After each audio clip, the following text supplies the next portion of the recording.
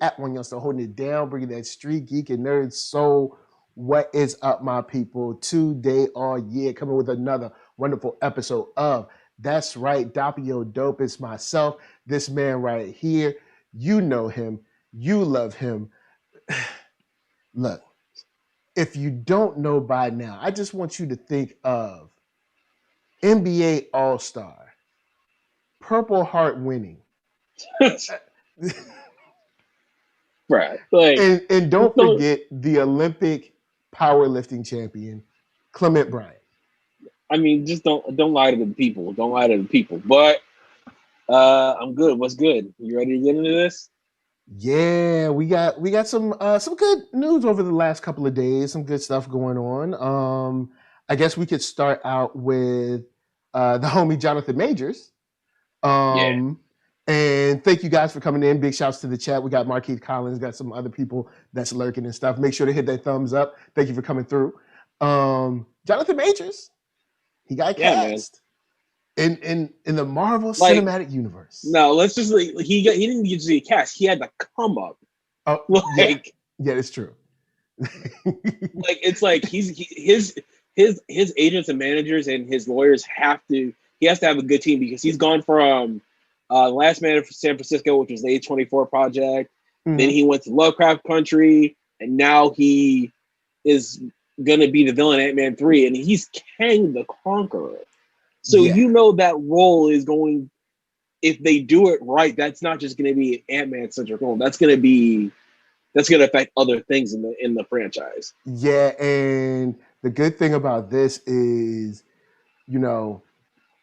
we're reaching, intergalactic once again. So we're kind of like expanding, what we're dealing with. Expanding the people that we're kind of like coming across, stuff like that, and we're keeping that kind of view very broad because, of course, now we're dealing with let's say people like Captain Marvel, you know what I'm saying, going out into space, Guardians of the Galaxy, Thor going to be with them for a second or two. We got and then you got, of course, on the Ant-Man side, you got the quantum realm and stuff. So there's a lot of stuff that we can play with now. I already thought about time travel as well. Like, I'm excited, and let me just say, Last Black Man in San Francisco. That was the title of the movie. If you haven't seen it, check it out. Yeah, A24 be holding it down. Dude, A24 is A24 is dope. Don't even get me started what they did with I forget what the movie was called. Was it Zola or something like that? About the whole Twitter thread. That's snap. I've never heard of that. I'll send you info about it later. But I mean, Jonathan Majors, man, Jonathan Majors, dude, he's coming up, and I even thought of what way would make sense, and it's Scott probably did something in the quantum realm, knowing Scott Lang, messed up something, and then got the attention of King the Conqueror, and then he's like, "Oh, Avengers!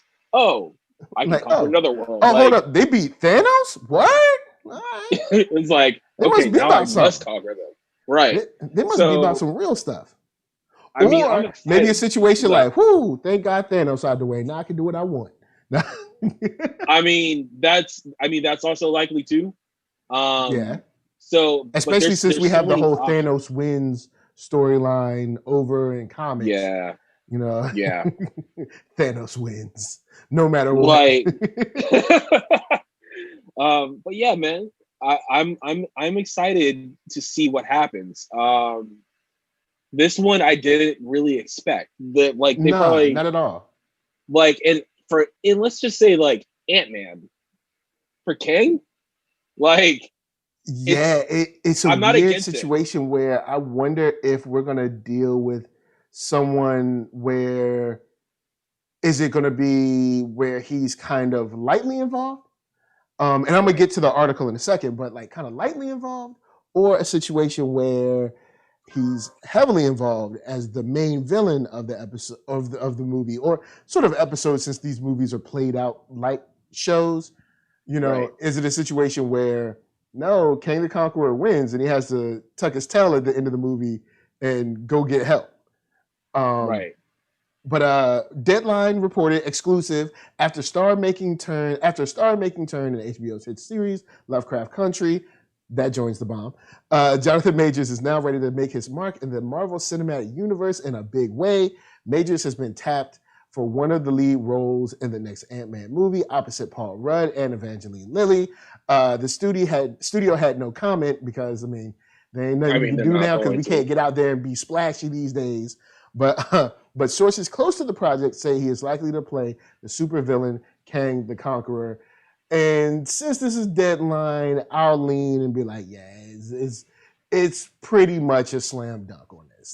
Deadline wrong sometimes, but Deadline, they're not rarely. They're rarely wrong, and they're not a site that is well known for pushing rumor as fact.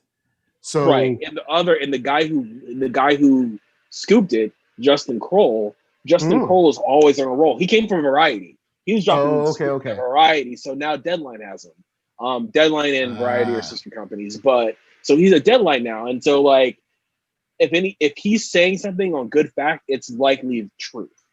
And a lot of the sources at THR confirmed it. Variety confirmed it. So this is looking to be a scoop. But I mean, even when you think about Kang,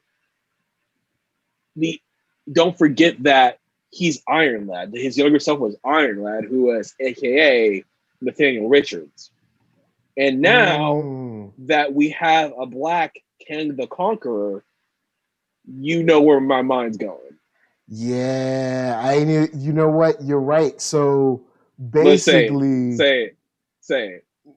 We going black on the Fantastic Four, y'all. Yes, we going black. like you best believe it.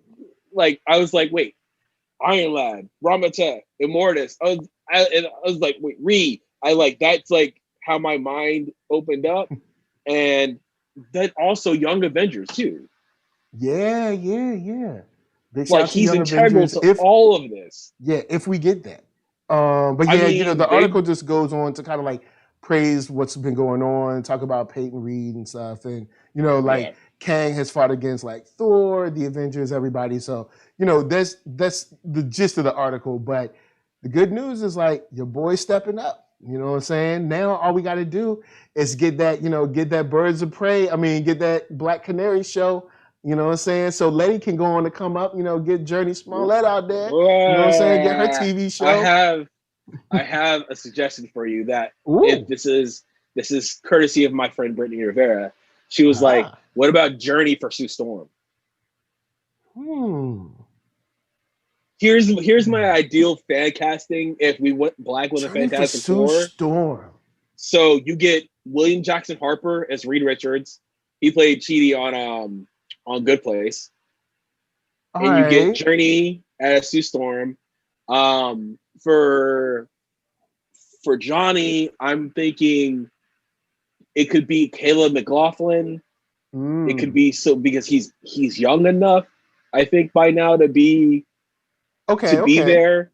All right. And then if you're gonna go for Ben, you would probably get someone like big, bulky. You'd probably get like someone who's like a football player or like an MMA star who's like also in who also wants to be an actor who's a good actor. I can't think of any names right now, but like you can see it come together and it works. But if they did go that whole race, that would be dope. But even if they did Reed, William Jackson Harper would be dope as Reed. Now, big shout out to the chat. Ephraim Guzman of the Atomic Podcast is up in here. And Markeith Collins asks, how do we feel about the new Avengers game? I've never played it. Have you played it yet? I haven't played it.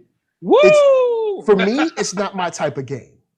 Okay, fair. Even though I think those games are cool, it's not my type of game.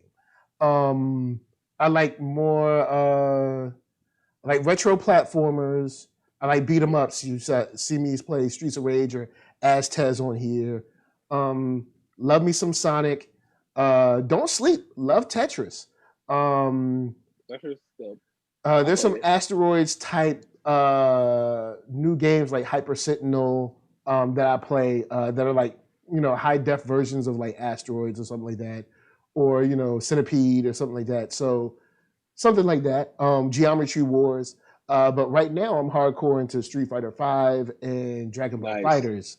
But Avengers, not so much. I have seen streamers streaming it, but it's just not my forte. So I played it. I own it. Okay, so I like parts of the game and I love the story. The story of the game is some of the best story I've seen next to like something like Spider-Man, the first Destiny, Halo, something like that. The story is amazingly dope. There are a ton of bugs. Like that's just, there's a lot of bugs because they rushed the release a little bit because they had to push it back from what I'm not a gamer, but from what my gamer friends have told me that they already tried to release it earlier and they had to push it back several times. So it's a little buggy. It's that said, when you're playing, you feel like you're in a movie because it's kind of like you're playing in a group. So you can get multiplayer. You can be like, okay, my best friend lives in DC, so I'll get on, PS Plus, and we'll just conquer missions together and do whatever. So that's fun. And single missions are fun. It gets very hard when you get up to like challenge 2 difficulty level. Even if you're playing it on easy, it's a little hard depending on what difficulty level the missions are. Characters, they did their research. Like my favorite character to play with is Thor. I can throw Mjolnir and it will land on someone's chest and hold them up against the wall until I call it back. It's pretty dope. It's pretty dope. So I like the game. It's fun to play, especially with friends, but there's a lot of bugs, but I hope that the bugs will be worked out because they're doing DLCs. Now, Kate Bishop is supposed to be in the game. With DLCs. This is my problem with games in general. And I guess we're sort of in the gaming segment right now, but we'll say, developers, stop releasing full price games when y'all know y'all ain't did full price work. Like, I'm just saying. The game won't ready. The game won't ready, push it back. We've been playing games that have been ready. So cool. But don't be coming out and then y'all want to, because I'm assuming they want to charge you for DLC content too. Come on, man. You can't have the DLC. I don't know if they're charging for the DLC content, but there's like costumes in there. Don't take my face value on it because, like I said, I'm not a gamer. But they do charge for costumes. You can buy like credits to buy like costumes and stuff. Spend all that time on costumes. Should have spent time patching your buggy game. But it's the publisher, it's the developer, it's the whole line. It's anything like film and music, and you know what I mean. Yeah. But I think there was other piece of information that we didn't talk about was that it's looking like Black Widow might get moved again. Did you see that? No, I didn't see that. Yeah. Just put it out on VOD. But we've had that conversation. COVID ain't never gonna stop. You see, I just saw a report for some kids, like Illinois State or something like that. It was like 1,000 kids just hanging out, no masks, right beside each other, smiling, coughing, giggling, laughing, breathing all in each other's faces. We ain't never going back to the movie theater, man. Just put it in VOD, all right? We're never going back to movies. It's over because people don't listen.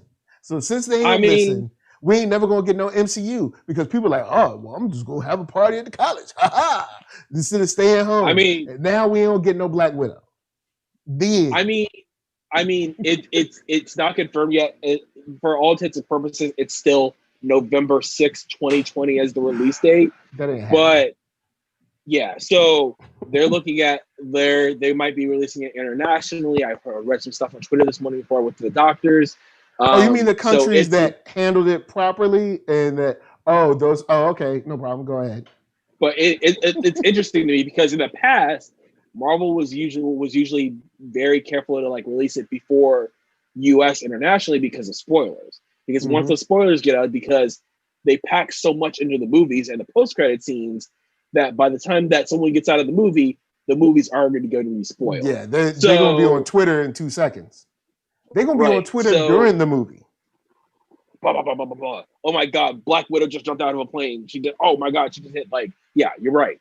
It's they're gonna be filming it, putting post credits on it, and then they ain't even gonna be, you know what I'm saying, like get the video nice and good. Yeah. No, the video gonna be all sideways. Yeah.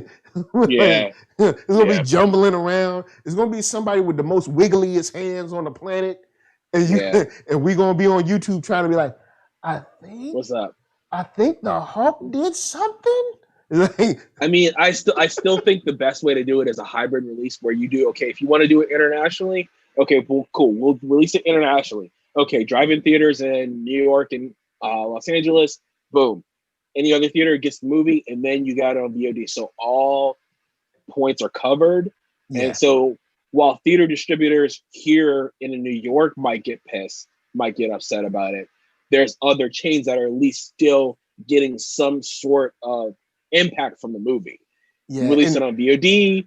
Boom, theater exhibitors is gonna have to be mad. Like, Disney didn't make this up. Disney wasn't like, let's go in our biochemical lab and make no. All right, look, the pandemic happened to everybody. So be as mad as you want. We didn't make it.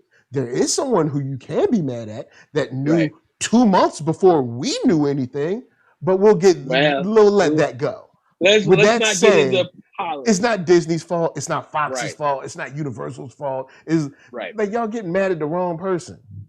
Right. That's like my wife cheating on me and I get mad at my brother. It's like, what they do that? What they got to do with anything?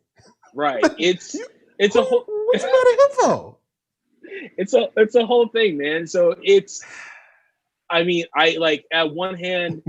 As a fan, I understand. I'm like, just release it on Disney Plus. Yeah, just put it out on VOD. We ain't never going back to $50. I'm like, but the business side, I'm always about thinking about what the business side is.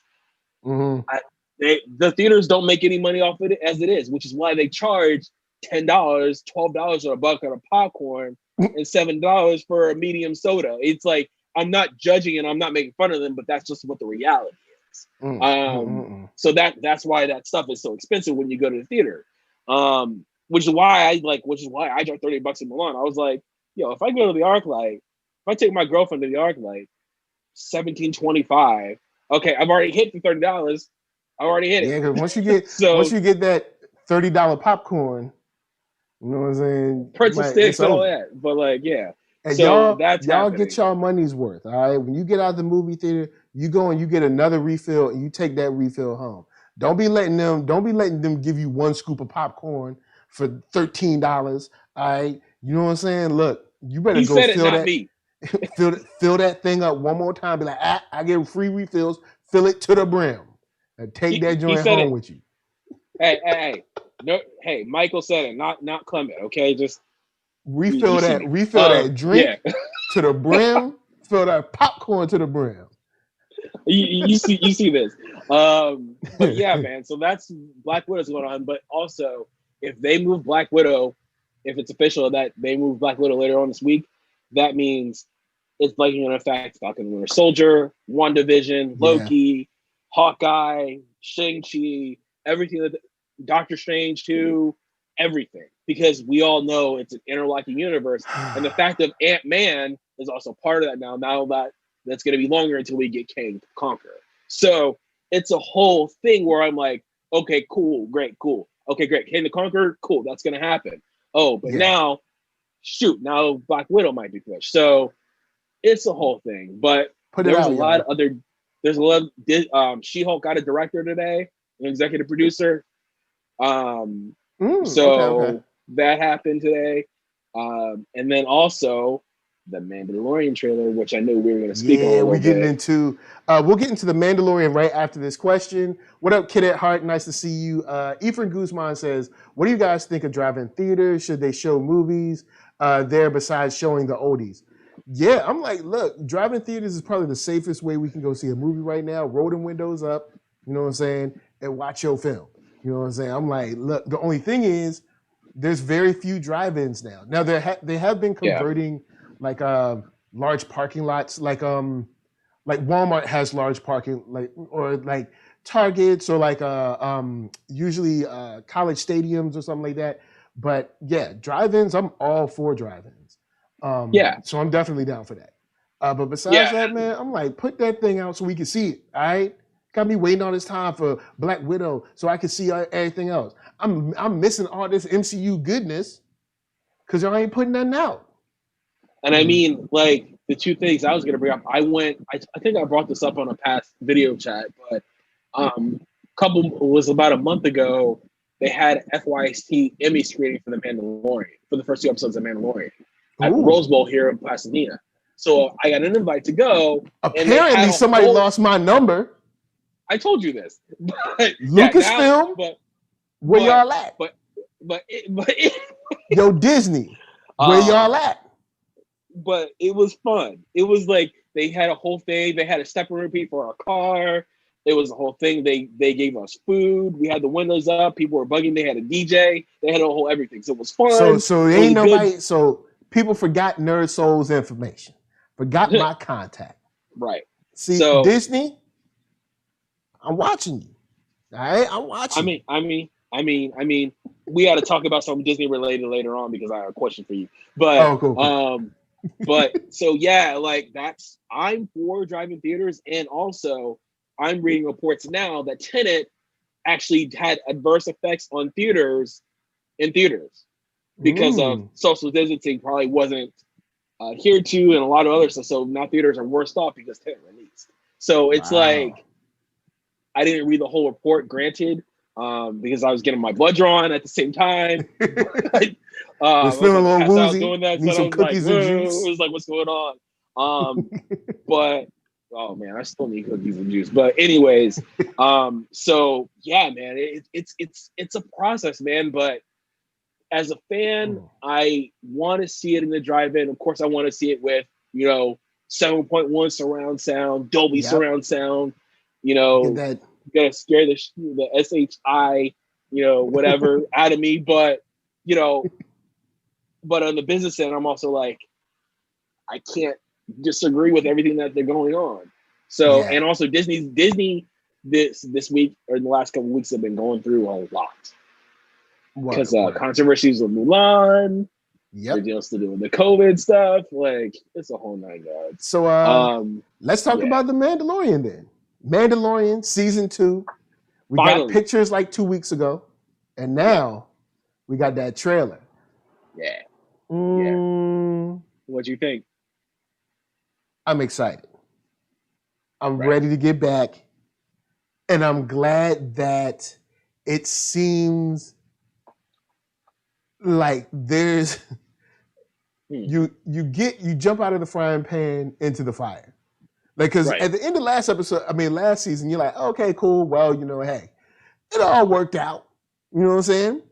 Got the kid, stopped the people. All right, word. You know what I'm saying? Things are going to get better. Oh, no. We opened up this trailer with the ship, the Falcon or can't remember the name of the ship. But the Razor Crest, I think. The Razor Crest, yeah. Because I was like, it's not Falcon Crest. But you see it just limping along, like it's just kind of like hobbling to the next planet, and we get shots of X-wings in there. Word. Yeah. We get shots of him and the child seemingly having a better relationship, closer relationship, and we get the voiceover of like, hey, what we're supposed to do is take the kid back where he's supposed to be from, and you're like, well, I don't know where this kid come from. And like, have you ever heard of Jedi? Here we go. Because now we in trouble. Because now we dealing with Jedi and stuff. And the history between Mandalorian and Jedi has been a trying one. Yeah. I mean, trying is putting it nicely. Okay. It's been a trying history. Trying is putting it nicely. It's more like, this joint is AF complicated. That it's complicated, stressful, whatever. But did you see did you catch that woman in the hoodie? Did you catch that? Yeah, I caught that, and I'm like, yo, who? You know who it is? Who? You know who it is? Sasha Banks. What? Yeah. Okay. So she confirmed it. She confirmed it on her Twitter in her Instagram today. And so the rumors are that she's playing Sabine Wren from Star Wars Rebels. Personally, I'm like, I don't know if I believe it yet, because I don't want to get all hype about it and then be like, it's you ain't gonna be breaking my heart. Off character. Like, yeah. So I'm like, I'm trying to reserve my excitement for potential live action actress doing Sabine Wren, because Sabine is dope. But also I could see that happening because the Darksaber's in it. Because the Darksaber, because at the end of season 1, Big Brother Almighty, Grand Moff, like not Moff, not talking, but Giancarlo Esposito's villain character. Yep. His name escaping me. It's been a long day, bro. But he had the Darksaber at the end, so I could see it happening, but I'm trying to reserve a lot of it. And a lot of the thing is, I noticed the trailer was very, very specific on not revealing too much. Well, I mean, we'll have it in. It'll be about a month out, a little over a month out. So yeah, or maybe they'll drop another one. Well, no, maybe like a month and a half out. So we got a little bit of time. We got a little bit, but like for the first trailer, especially because everyone's been waiting on that trailer, I would have expected them to like reveal a little bit more. Like Rosario Dawson's supposed to be in the season as Ahsoka. Yep. We have supposed to have Boba Fett. We're supposed to have I'm really like, I don't know about all this. Right. But we'll see. I could go either way. It depends on how they're implemented into the season. But we're supposed to have all these side note characters from a franchise show up. So, but I'm also happy that they didn't reveal too much, because it also keeps the mystique of season 2. And you're wondering, okay, what are we getting at? Yeah. And I like how the trailer kind of already establishes that he's still taking care of the child, aka Baby Yoda. Yeah, it has even a better relationship, seems so now. Because when it looked like stuff was about to pop up, that joint reminded me of Color Purple when the pianist was like, time to go. He was like, he hit that wrist. Baby Yoda was like, click it. Good night. Like, peace, y'all. I ain't messing with y'all. Big shout out to SpongeBob. Okay, I got it. Big shout out to Hitflix. Says get used to it. Jedi will always be in Star Wars. In fact, they make Star Wars. I'm not against Jedi being in Star Wars. No, neither am I. You misunderstand what I mean. What I mean is more that once they get in this, it's going to be more trouble for the Mandalorian. Not that I'm against Jedi. I love the Jedi. I have no problem with the Jedi. I have 3 lightsabers. It's nothing against the Jedi. It's that I know that this is about to get more complicated, for your boy. The only Jedi I actually have a problem with being in this series is the only problem I have with it is the idea of Ahsoka.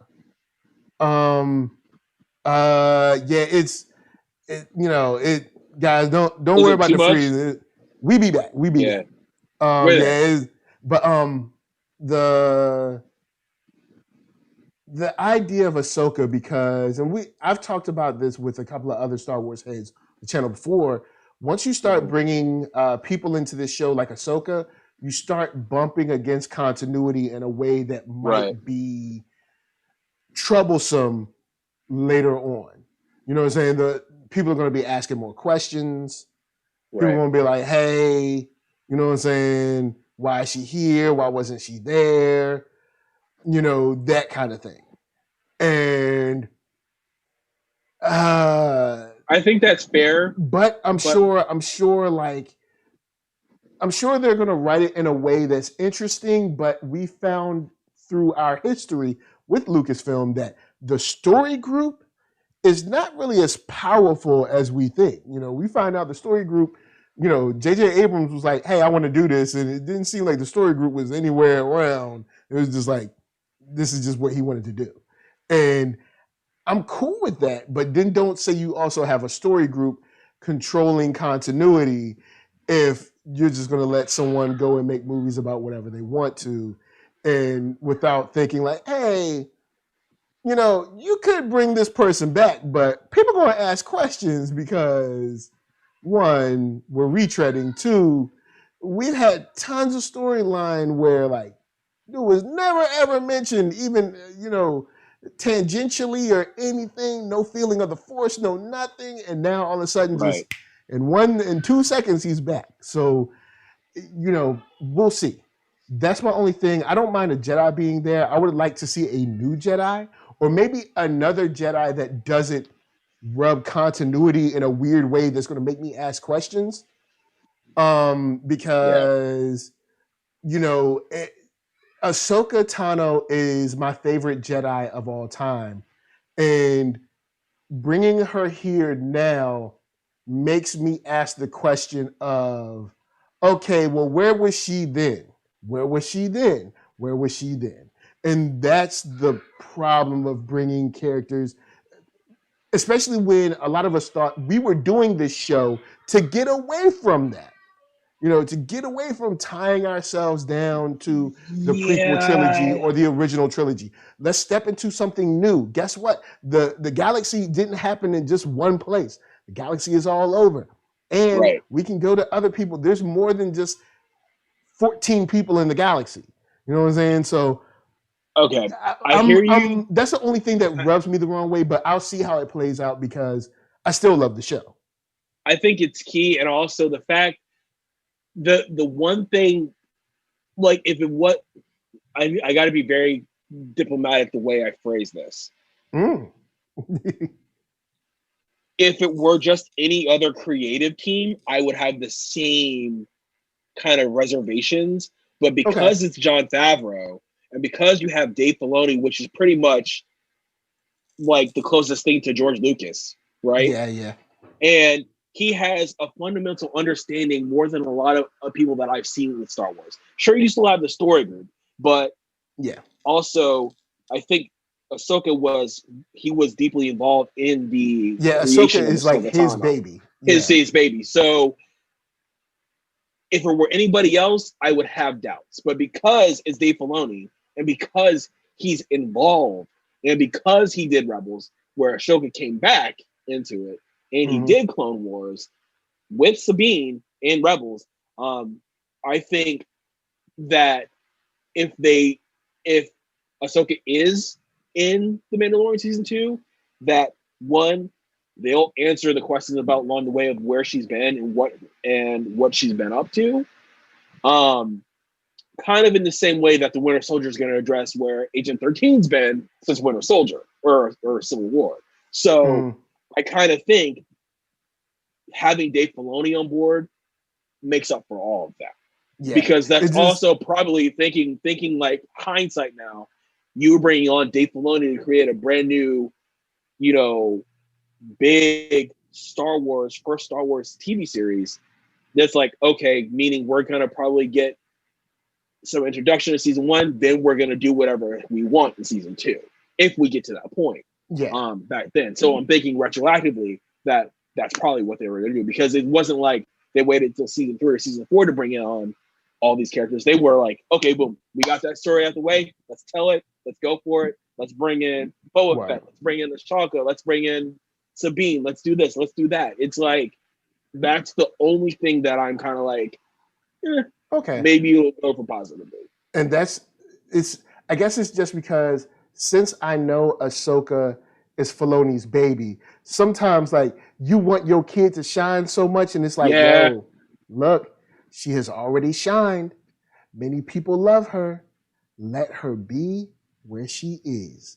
She is shined, especially in this movie, The Clone Wars. It's essentially a movie. The last 4 episodes, or last 3 episodes, I think last 3 or 4 episodes are essentially a movie of Clone Wars.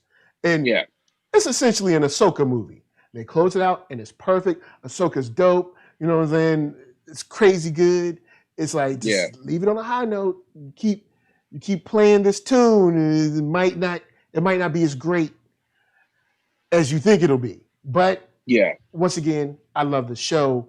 It looks gritty, looks grimy.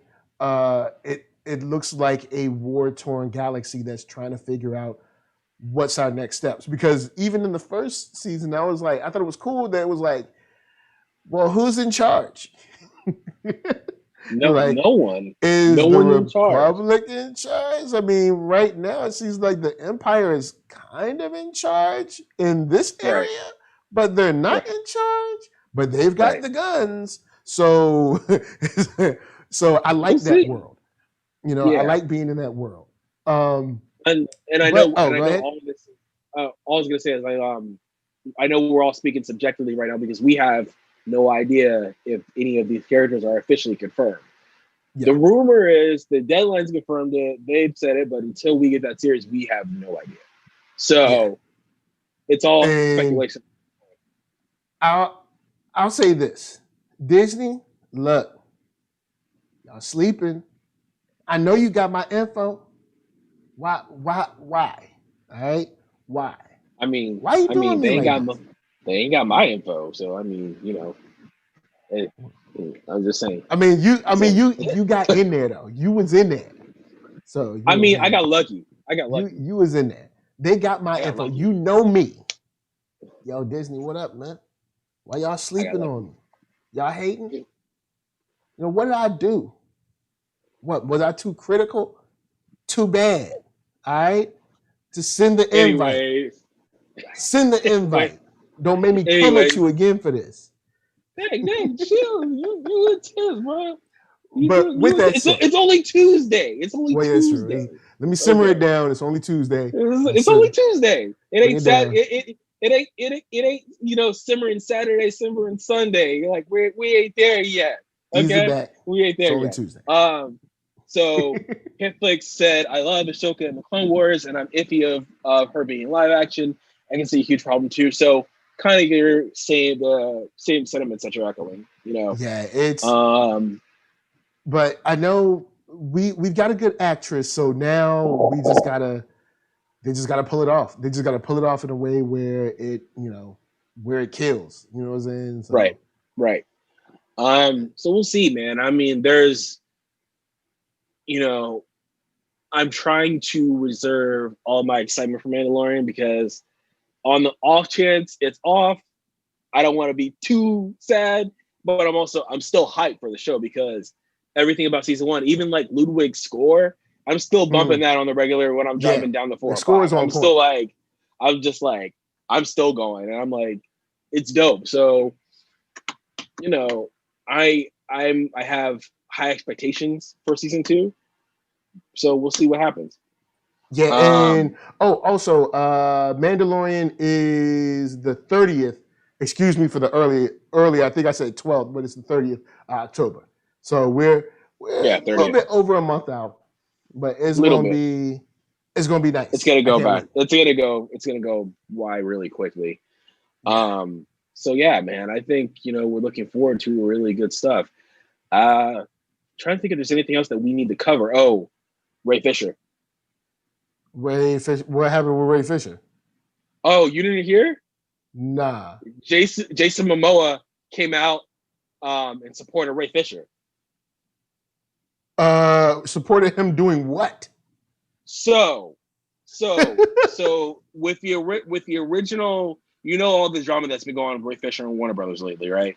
Yeah, but what did Ray Fisher say? Did he say something new, or is it like the same thing? Just saying like, he's been saying stuff, but Jason Momoa posted on Instagram yesterday, and I repeat and I read, this S word has to stop and needs to be looked at Ray Fisher.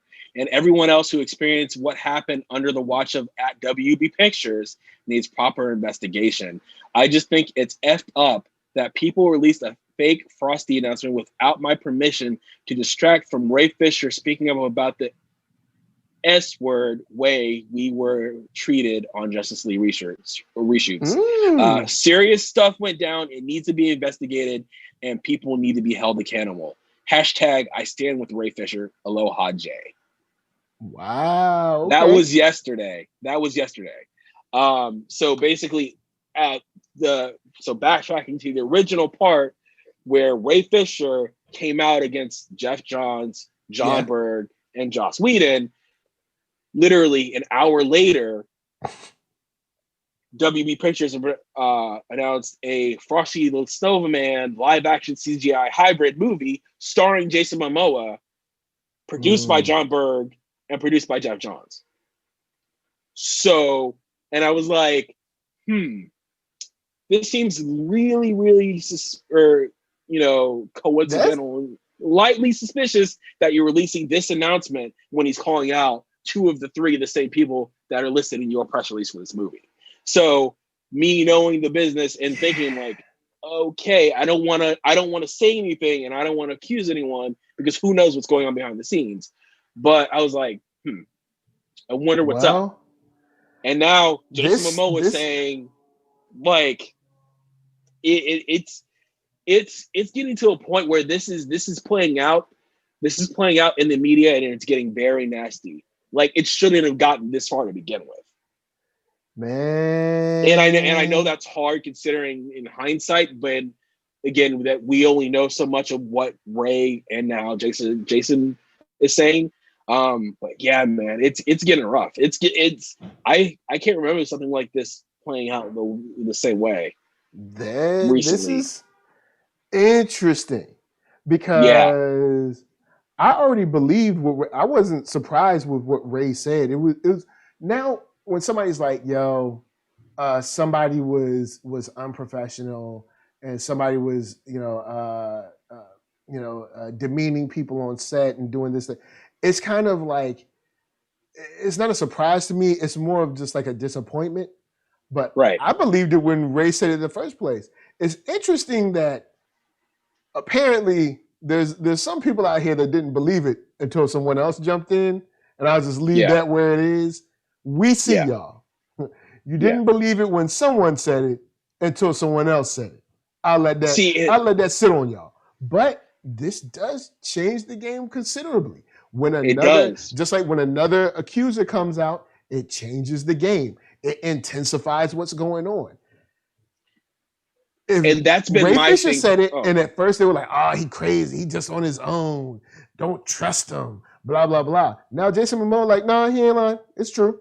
So now we're in a situation where it's like, oh, well, most likely everyone else saw it too, which means that WB has to respond now because now you got another huge star. This isn't because Ray Fisher, they could probably try to sweep under the rug. Oh, Ray Fisher's small here, but Jason Momoa stock is rising. I mean, he about to be in Dune and stuff. They will never know what'll happen with Aquaman 2 now with the COVID. And the whole thing, it's like, and I didn't mean to cut you off, but it's no. It's initially I mostly believed Ray because it came out of nowhere, right? Yeah. But also, I was worried for him being a black man in the entertainment industry as an actor who's like, let's be honest, nothing against him, and I'm not judging and I'm not citing. He just doesn't have a ton of credits to his name, and he's starting all of this with WB while he, a couple weeks ago was revealed that he's in negotiations to appear in the Flash film. Because they've also bringing him back, Keaton is Batman, Batfleck is Batman. So it's like, it's a whole thing. And he's doing all of this while HBO is making announcements that the Snyder Cut's happening. So I kind of got worried for him because I was like, okay, this is setting up a dangerous thing for your career. He came out a couple weeks ago and was like, yo, if my career suffers for this, fine. But accountability versus entertainment, I was like, all right. So I've been concerned that if it's just him on the raft, in the dangled ocean, excuse the metaphor, it's late. But he's alone, going up against a big corporation. But now that you have Jason saying it, because now Jason's name carries more weight because he's been in the industry longer, now it changes the game because also now it puts a lot of strain on the DCEU and potentially what's going on in the Flash movie. And now that you have your star Aquaman movie that made $1 billion with your first movie, it complicates that too. Yeah. So this thing can, and this also feeds the fire because now that Jason Momoa comes out and says, yeah, Ray Fisher was telling the truth. Joss Whedon was unprofessional. Jeff Johns did this. They were demeaning people and probably, the basic Hollywood prima donna, probably throwing coffee at, interns and, spitting on people, yelling at grips for no reason, like all kinds of stuff. I can't remember the producer that like kicked somebody in the butt when they were trying to like pick up something for them. Like just random a-hole-ish things. Yeah. And, now this is the kind of stuff that makes the Boston Globe, the LA Times, the New York Times do what? Reach out for comment. Now, Gal Gadot or Gal Gadot, sorry, excuse me, whatever. You know, we good. Henry Cavill, Ben Affleck, everybody, Jeff Johns especially, Joss Whedon especially, any WB exec that's there right now, they want to know. And it's stuff like this that they're going to have to, I'm pretty sure it's going to be a whole bunch of no comment, like The Office has no comment or something like that. Right. But this is the type of stuff that feeds that fire.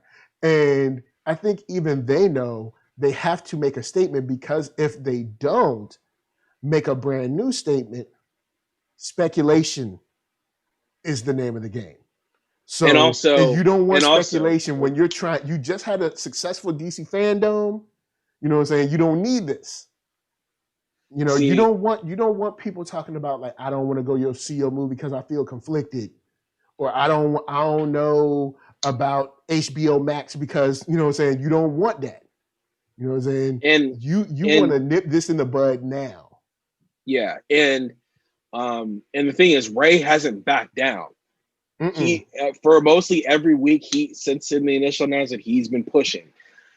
Now this turns to the Snyder Cut, because what happens when the press tour comes for the Snyder Cut? Because the Snyder Cut was supposed to be this big thing for HBO Max, this big 4-quadrant thing happening for HBO Max. That, oh my gosh, we made it happen after fans campaigned for 2.5-3 years to make it happen.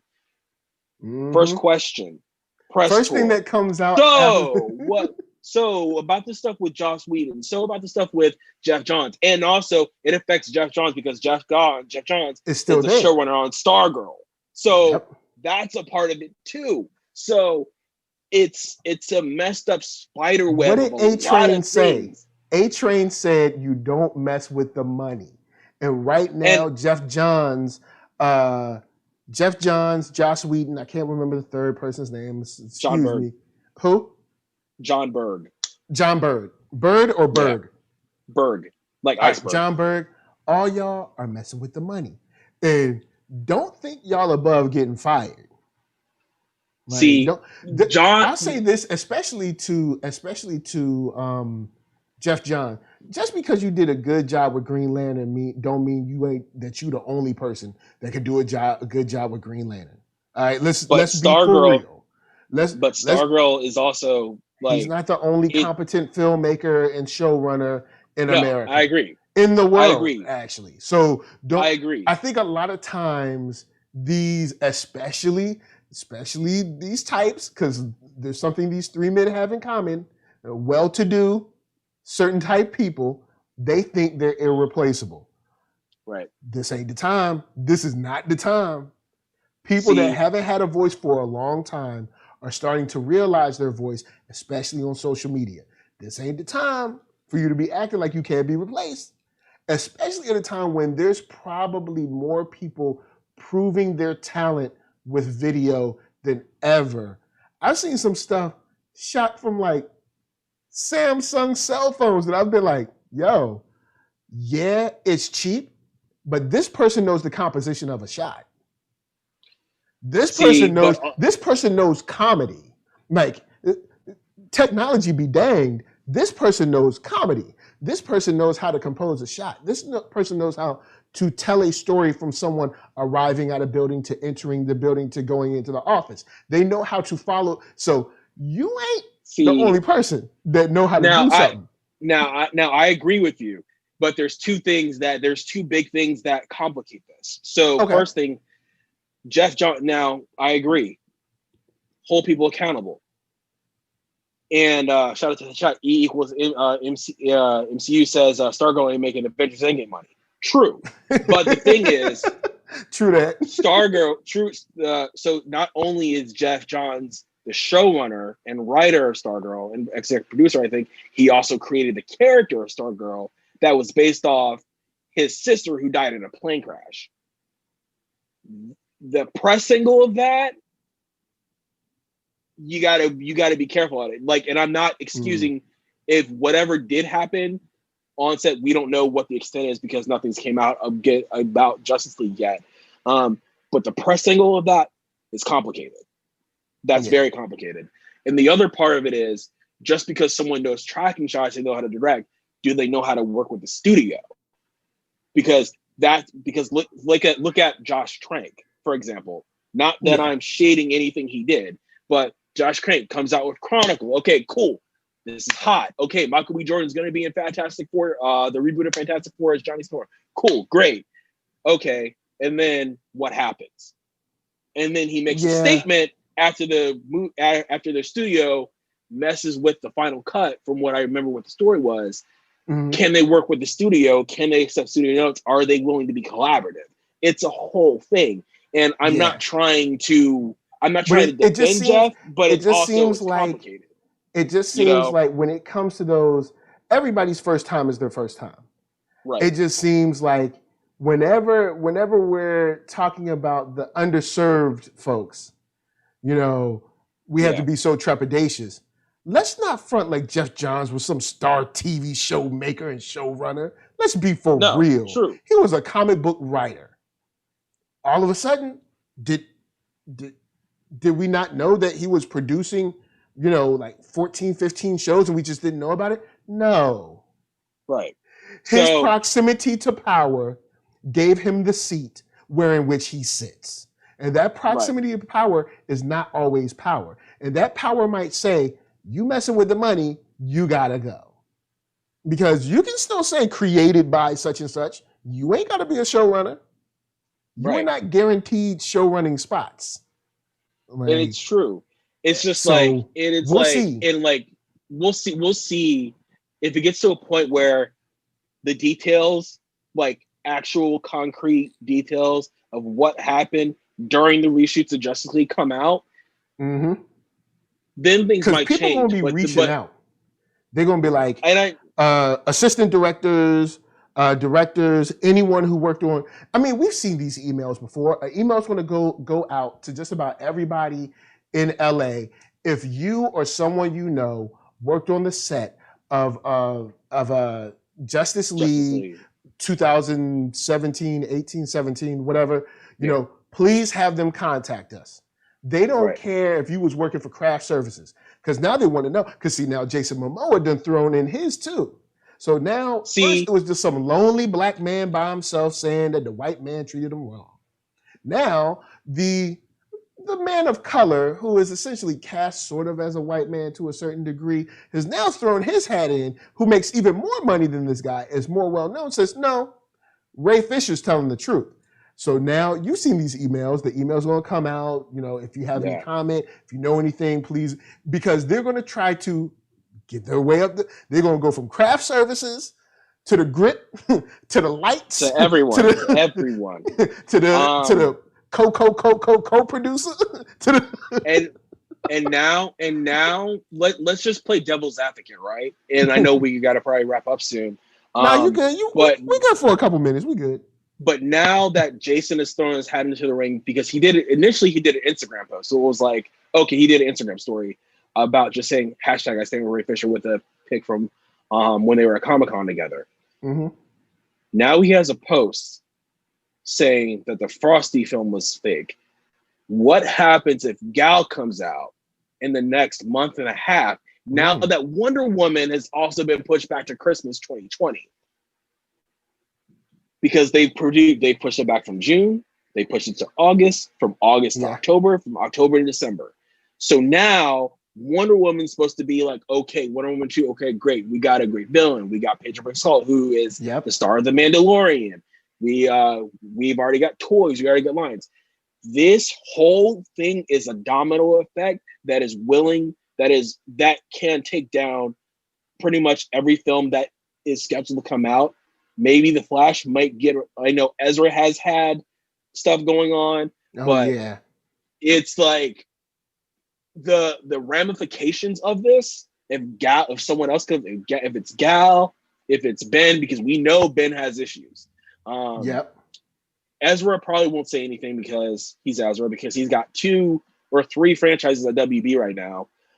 So it's a whole thing that if they come out, Henry, and we know likely Henry has some stuff to say, and E equals MCU just mentioned Henry. Yeah, he said if Ben or Gal or Henry come out, it's game over. And it's a wrap. So I really hope, and I'm not trying to wish bad upon anyone at WB or involved in the situation, because I just want everybody to be happy, right? Yo, clean your house. Clean your house. But at the same time, I really hope that they are ready. They are ready to go to bat, and also to prove that they're in Ray's corner and they're going to help do this. Because also the one thing that is kind of goes both ways is the current administration that is running WB Pictures is not the same one that was running WB when Justice League 2017 came out. Good point. Yeah, it is. They've gone through 2 heads since then, right? So there's been one person interim, and then now a new person. So Kevin Dushara, who was the head of the studio, he got let go because of a scandal with an undiscovered actress back in the day. And he got replaced by Ann Sternoff at the time, who was the head of WB. Now I think they had Jeff and Jim Lee running DC Films. I can't remember what the thing was with DC Films at the time. But then after that happened, they brought in Walter Hamada to run DC Films. And ever since he came in, it's been kind of okay, because Wonder Woman was dope. Shazam was dope. Aquaman, boom, dope. Okay, now you're getting in Suicide Squad. You bring on James Gunn, who got fired from Marvel Studios because of his own scandal. Bring him in, do Suicide Squad. So he's making moves. Everything is becoming more concrete. And now this thing happens with Ray. It's a complicated thing, and I give it to both sides, because I wouldn't want to be involved in this, and I wouldn't know my way out of paper back in this situation. But I think the first thing they should have been take it offline, take it behind the scenes, deal with it behind the scenes, so that way, if anything else comes out, it's limited, not so much of it's spilling out into the world. Because now the best thing they could have did is probably do like a real quiet firing. Like, you just find out there's a small press release on Monday, Jeff Johns has stepped down from such and such. He really got fired, but we're going to let him say he stepped down. You know what I'm saying? Joss Whedon was kind of like a director, so he was a work for hire, so it's not really the same anyway. So that they really can't do anything about. I mean, the producers that were there and aware would probably have to be accountable for fostering and allowing and kind of being complicit in the environment, but he's no one that you can fire because he was there only for that time.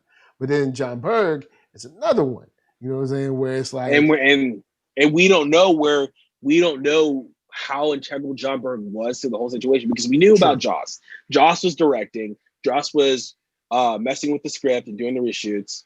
Yep. And then you had Jeff, who was likely running DC Films and probably executive producer, or maybe had a part of the writing process at the time. But you don't know where John Berg was. Yeah. We don't know what his contribution to this whole thing was.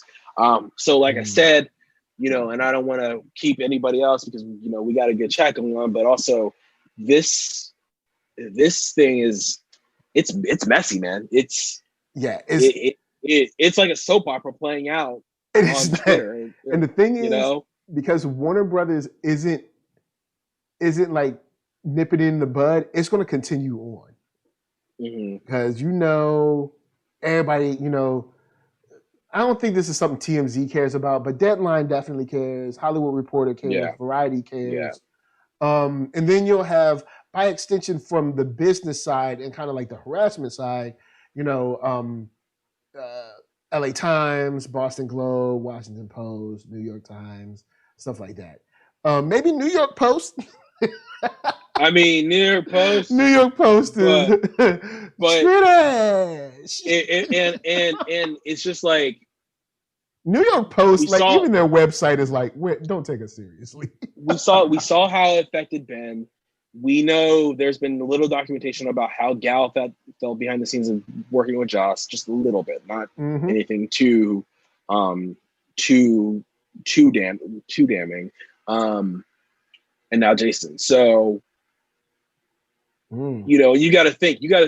How does James Wan feel about this now that his star is putting his hat into this drama? But the thing is, the good thing about James Wan is like, yo, I ain't did nothing. Like, no, he didn't do anything. No, I can come in and chill. Let me clarify. He didn't do anything, but as the director of Aquaman, you have Aquaman 2, and the Trench spinoff. How does he feel about his star throwing his hat into the drama, especially after Fandom? Like, as a director, I'd be like, I would feel some sort of way being like, okay, how is this going to play out? Because now, whatever happens with Jason in this, say it goes even worse. Well, I'm done with Aquaman. I'm done with WB. What happens? And this is extreme. I don't think he'll do that. I don't think he'll do that. But as someone who works in PR and social, sometimes you think of the worst case scenario, right? True. Yeah. And everyone thinks of the worst case scenario. So I'm like, people have left movies over less, So yeah, they have. True. I'm just like, it's a mess, man. It's a mess. But like I said, that's an extreme case. It's a really extreme case. It's a bigger mess than people might think it is. Shouts to Markeith Collins says WBDC just need to get their stuff together. It's not that hard. Yeah, and I agree. It's not that hard. It's two people's jobs. It's two jobs, really. You're talking about two jobs as opposed to $1 billion franchise. It's two jobs. It's so non-issue for me. They would have been fired. Like, straight up, they would have been fired. I'd have been like, because my issue is I don't need people calling. I don't need people picketing. I don't need people with no stories. I want to make movies. See, you're messing that up. You're messing up the money. See, now you're giving people reason to say they don't want to see my movie. I want people to want to see my movie. So you got to go. And whatever contract we got to finish, we'll buy you out. Get out. Get out. You gone. Finished. Finito. I don't want to hear it. And I don't want to. I don't need picketers. I don't need press talking about how. Because see, if I don't say anything, then I'm siding with you silently. I don't need that. Right. I don't need these opinion pieces of the patriarchal position of the Warner Brothers head executive atmosphere. So I don't need that. I don't need no pseudo intellectual deep dive of how I'm, eroding the fabric of Black Hollywood. No, I don't need that. So what you're gonna do is get your bag and box up your desk and get up out of here. Because I don't need these stories. I don't need this stuff. Here's the thing, and that brings issue with it too. So say they get rid of Walter Hamada. Say they get rid of Jeff, maybe. Say if they get rid of those two or one of them. What does that do for the relationship? What is it? But what happens for the relationships that they had? Because they also have Dwayne Johnson shutting up Shazam. Yeah. Because Shazam is supposed to be, you have Shazam 2, then you have Black Adam, and they're supposed to meet in a Black Adam Shazam movie. So true. That relationship, what happens to that relationship? So it's like, and I'm not defending it, but I'm also thinking people about will now how put it's going pressure to on play the out. other actors as well. Right. And we've seen in recent history actors leave projects due to social pressure. So now I have to protect not only the Justice League franchise, but the Aquaman franchise, and now I have to protect the possible Shazam franchise, all And because you two people. It's not even. It's not even hard. It's not even hard. It's like it's a thing. So it's like, however this plays easy. out, I have no idea.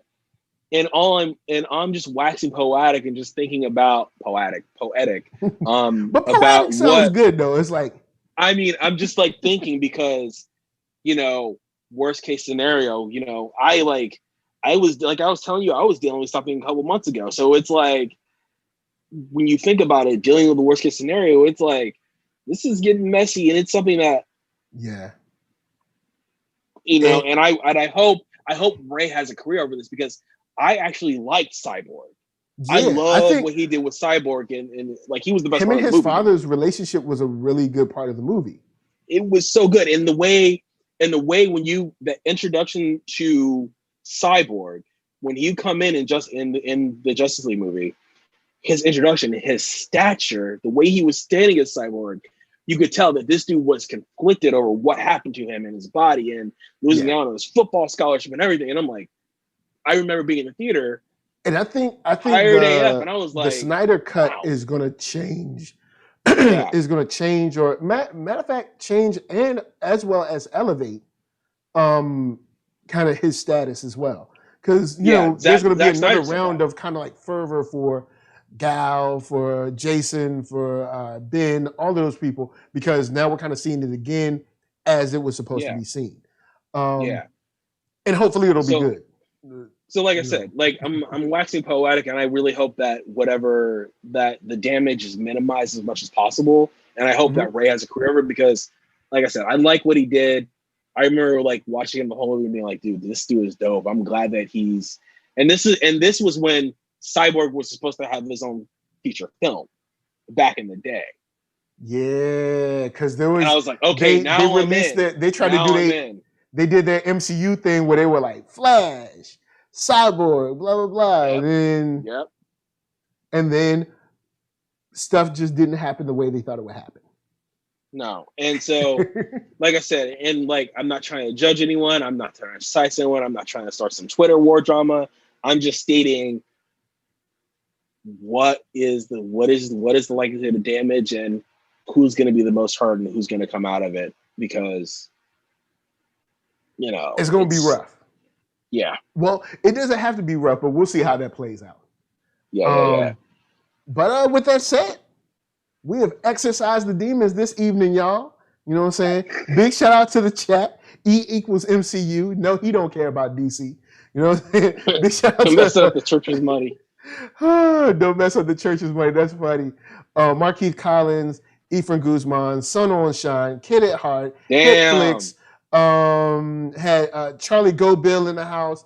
Charlie Go Bill, check out Corsairs, dope comic book, dope graphic novel. I can't wait to see the color version, because your work is awesome, sir. Also, the artwork that you see around us right now is from Ray Comics, RAE Comics. Okemos is the new project. They just finished their Kickstarter, made tons of money. They're about to drop some new issues right on top of your head. The art behind me is by Geek Fine Art on Instagram, so you can find him there. And before we get out of here, right over here in the left-handed square, from what you see, International Man of Mystery, golf champion, U.S. Open winner 2020. Also, Indy 500 first place winner, Clement Bryant. None of that is true.